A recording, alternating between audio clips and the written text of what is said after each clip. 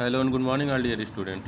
आप लोगों का जो सिविक्स का जो फर्स्ट चैप्टर में पढ़ा था वो आप लोग आगे देख लीजिए। अमेरिकन रिवॉल्यूशन यानी अमेरिकन क्रांति। The American revolution was the first great occurrence in the world that strengthen the roots of democracy. जो अमेरिकन रिवॉल्यूशन है उसको ठीक है ना, पूरी दुनिया में सबसे पहला और सबसे महान क्या था, क्रांति था। किसके लिए? डेमोक्रेसी के लिए। The continent of America was discovered in 1492। America continent कब डिस्कवर हुआ था? 1492 को हुआ था। The European settled there and formed their colonies. यहाँ पे यूरोपियन जो थे वो सेटल हो गए थे और उन्होंने अपनी कॉलोनीज बना ली थी। The British to form 13 colonies there. ब्रिटिशों ने यहाँ क्या कितना कॉलोनी बनाया था? 13।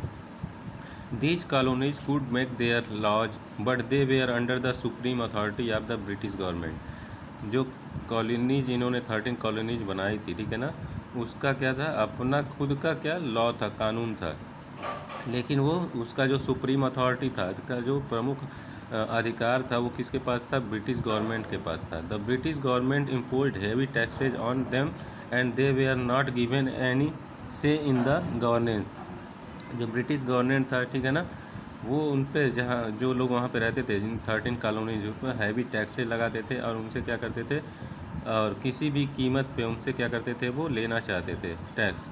This was the reason that the British settlers in America started to think themselves like independent people forming the country of America.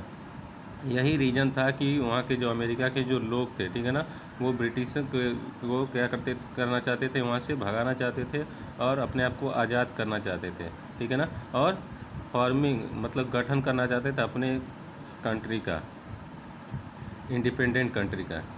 The three main causes that led the people to revolt their economic exploitation by the British government.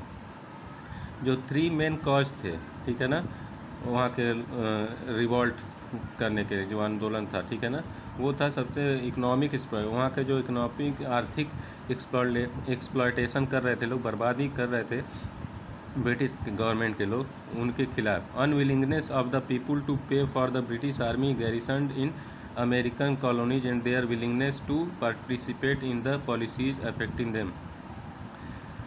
वो अपनी इच्छा से, ठीक है ना, जो America के लोग थे जो कॉलोनीज में रहते थे, वो अपनी इच्छा से पार्टिसिपेट करें या ना करें, ये कौन डिसाइड करता था? जो ब्रिटिश आर्मी थी वो डिसाइड करती थी। इसी वजह से जो वहाँ की पॉलिसीज़ थी वो अफेक्ट होती थी।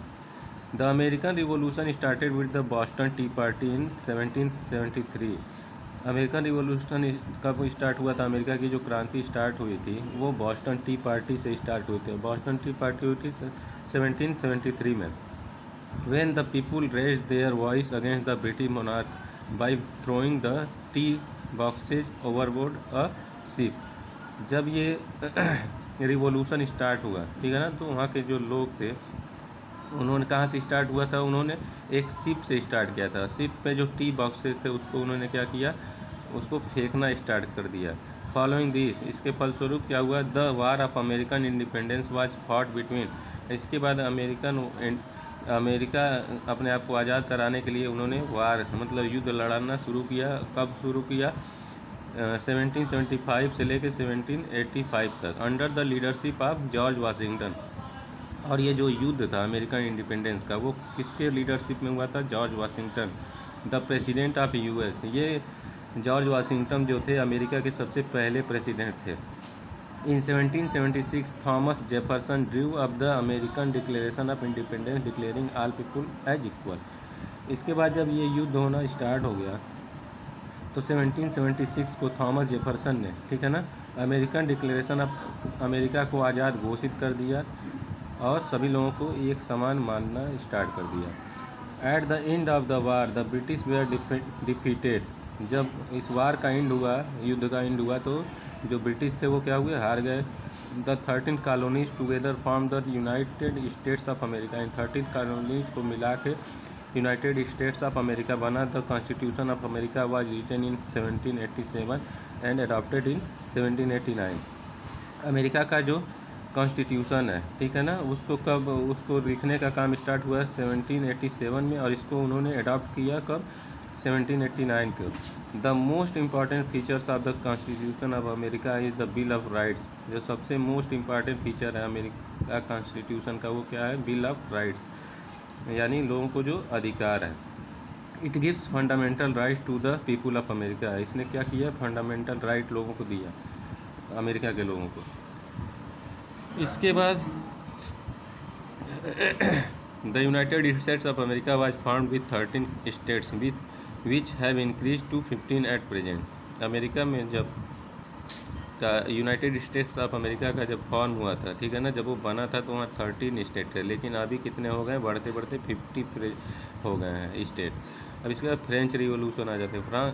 France was ruled by monarchy. France में जो था वो राजशाही था, वहाँ पे राजा लोग क्या करते थे, शासन करते थे। तो common people were being suppressed by the monarch and other influential people, so they sought to limit the powers of the monarchy. वहाँ पे जब राजा सिस्टम था, जब राजा वहाँ पे राज करता था फ्रांस में, तो वो लोगों को क्या करता, सप्रेस्ड, उन पर प्रेशर बना के उनसे ज़बरदस्ती सारी चीज़ें करवाता था, ठीक है ना। इसी वजह से लोग वहाँ के क्या हुए, उनकी पावर को लिमिट करने यानी कम करने के लिए उन्होंने क्या किया, रिवोल्यूशन किया। The French revolution took place between 1789 and 1799। जो फ्रेंच रिवोल्यूशन हुआ था वो किस ईयर से किस ईयर, 1789 से लेकर 1799 तक हुआ था। The started with the storming of the Bastille in 1789 when the prison at the Bastille was stormed by the people and prisoners were set free। जब ये रिवोल्यूशन स्टार्ट हुआ था, ठीक है ना, तो इन्होंने एक जेल थी वहाँ से क्या किया, वहीं से स्टार्ट किया था इस, और वहाँ पे जितने भी प्रिजनर थे लोगों को उन्होंने क्या किया, वहाँ से भागना स्टार्ट कर दिया। Only 7 prisoners were found in the Bastille when it was stormed in 1789। उसमें से जो 7 प्रिजनर्स थे, ठीक है ना, वही उनको क्या हुआ, वही उन्हीं को उन्होंने पकड़ पाया था जो इन्होंने आग लगाई थी। लेटर इसके बाद king Louis 14 the king of France was executed in 1793। इसके बाद जो राजा था किंग लुइस 14, ठीक है ना, फ्रांस का जो राजा था वो एग्जीक्यूटिव, उसको हटाया गया वहाँ से।